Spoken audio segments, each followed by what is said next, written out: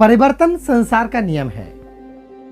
परिवर्तन संसार का नियम है, आप सभी लोग जानते हैं। मैंने भगवत गीता से जो कुछ पॉइंट्स हैं जो मैंने सीखे हैं और जिनसे बहुत कुछ मैंने हासिल किया है, मैं आप तक डिलीवर करता हूँ। आप गीता पढ़ने जाएंगे, बहुत सारा टाइम लगेगा। बहुत से लोग पढ़ते भी हैं, बहुत से लोग कहते हैं धार्मिक ग्रंथ है, पता नहीं क्या है क्या नहीं है। मैं आपको बताता हूँ, हो सकता है कि ये समझने के बाद में आपको इंटरेस्ट आने लगे कि हाँ वाकई में पढ़ने में फायदा है।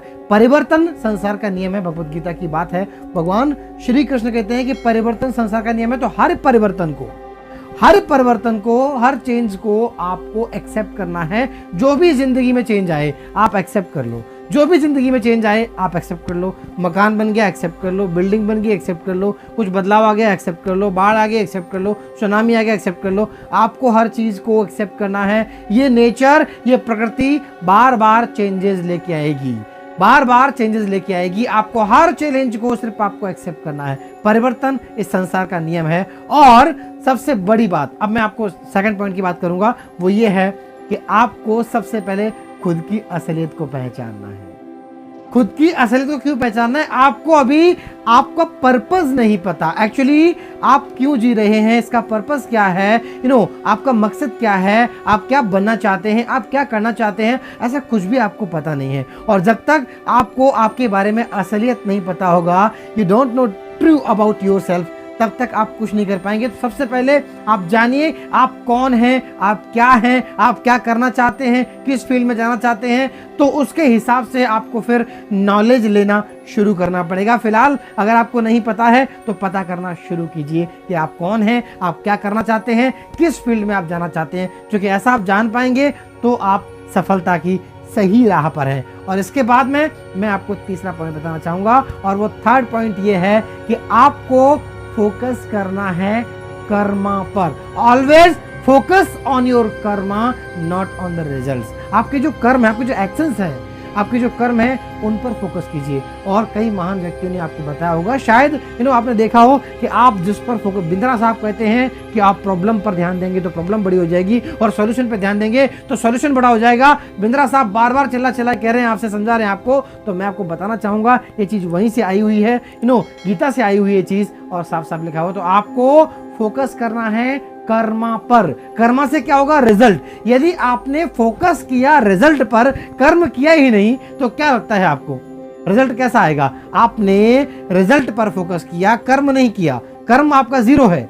जब कर्म आपका जीरो है तो रिजल्ट आपका क्या होगा? जीरो होगा। तो आपको फोकस कहां करना है? कर्मा पर फोकस करना है। कर्मा पर फोकस करने से आपका जो रिजल्ट होगा वो ऑटोमेटिक गुड आ जाएगा। तो हमेशा ध्यान रखना है आपको कि मुझे कर्मा पर। इसके बाद में जो फोर्थ पॉइंट है वो है, दो चीजें हैं जिंदगी में जो आपके व्यापार को और आपको डाउनफॉल में लेके जाएंगी। मैं आपको बताना चाहूंगा, ये दो बातें अपने दिमाग में बैठा लेना।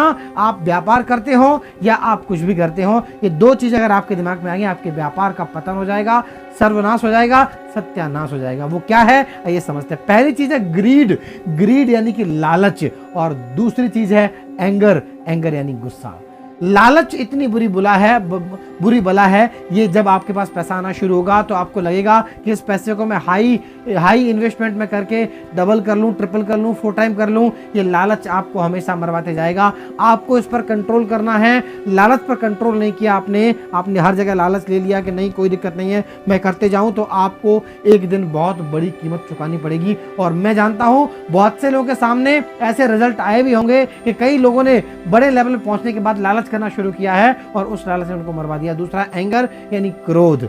व्यापारी को कभी क्रोध अच्छा लगता। सेल्स में कहते हैं कि मुंह में शक्कर और पैर में चक्कर और सर पे बर्फ लेके चलने चाहिए। दोस्तों मैं आपको बताना चाहूंगा, सेल्स का फंडा है ये। आपके किसी भी व्यापार के अंदर में क्रोध नहीं चलेगा।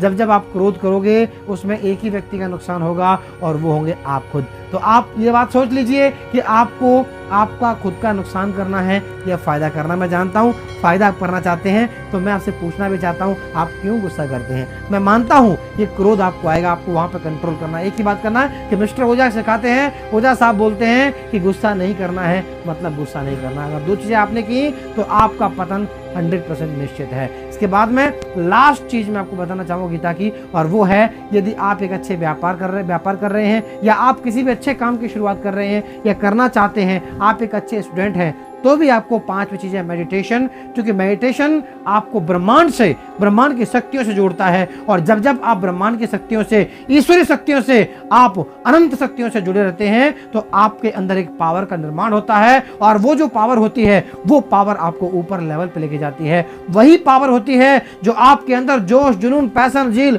एंबिशन, डिसिप्लिन, कमिटमेंट सब कुछ लेकर के आती है। उसी के कारण आप मैक्स टू मैक्स लोगों को समझ पाते हैं, उसी के कारण आप मैक्स टू मैक्स लोगों को समझा भी पाते हैं। ये सब कुछ होता है, वो होता है ईश्वरीय पावर से, और ईश्वरीय पावर से जोड़ने वाली वो सिर्फ एक ही चीज है, और वो है मेडिटेशन। जब आप बंद दिमाग से शांत होकर के आप किसी एक चीज पर फोकस करते हैं, और कहते हैं कि योग में, गीता में कहा गया है यदि आपको मेडिटेशन करना है तो तरीका बताया गया कि दोनों भुजाओं के, दोनों बाहों के बीच में, भुट्टियों के बीच में, यहाँ पे आपको आंखें बंद करके यहाँ पर आपको फोकस करना है। यहाँ पर आपको फील करना है कि आपकी साउल, आपकी आत्मा यहाँ पर विराजमान है, उसको आपको देखना है, फील करना है, महसूस करना है, और आपको कुछ भी नहीं करना। ऐसा आप लगातार जब फील करना शुरू करेंगे तो ऐसा एक दिन में नहीं होगा, महीनों लगातार आपको करना पड़ेगा। जब आप ऐसा करना शुरू करेंगे तो आपके जो तार हैं, वो कनेक्टिविटी है, वो आपकी यूनिवर्स यानी ब्रह्मांड में जाके जुड़ जाएगी। फिर आपको चीज़ें एकदम क्लियर, शार्प और अच्छे से याद होना शुरू हो जाएगा,